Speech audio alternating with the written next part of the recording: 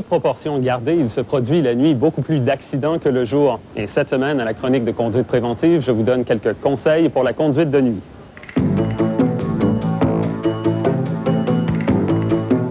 Tout d'abord, il faut vous assurer de garder votre pare-brise propre à l'extérieur et à l'intérieur. Pour ce qui est de l'extérieur, c'est assez évident, mais pour l'intérieur, seuls les moins.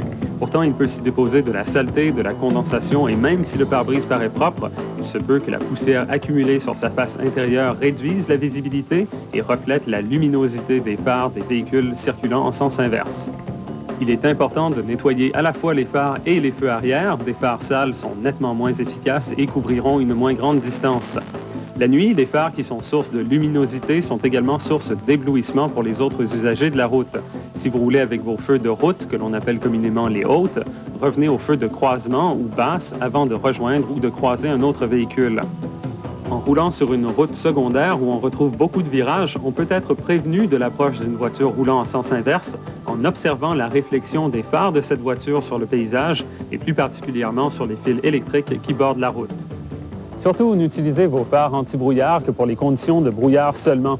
La luminosité qu'ils dégagent et le champ plus large qui est couvert par ces phares spéciaux peuvent aveugler le conducteur que vous croisez. La nuit, les dépressions ou trous dans la route apparaîtront comme des ombres et les bosses apparaîtront plutôt comme des endroits où la route est éclairée plus fortement par vos phares. En étant attentif à ce phénomène, il nous est possible de mieux anticiper les réactions de la voiture à la croisée de ces bosses ou trous.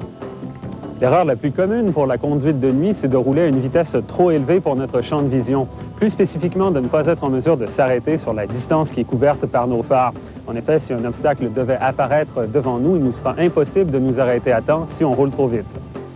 Aussi, la nuit, il faut porter une attention particulière au comportement des autres conducteurs. Peut-être que certains d'entre eux sont fatigués et ne portent pas assez d'attention à leurs tâches.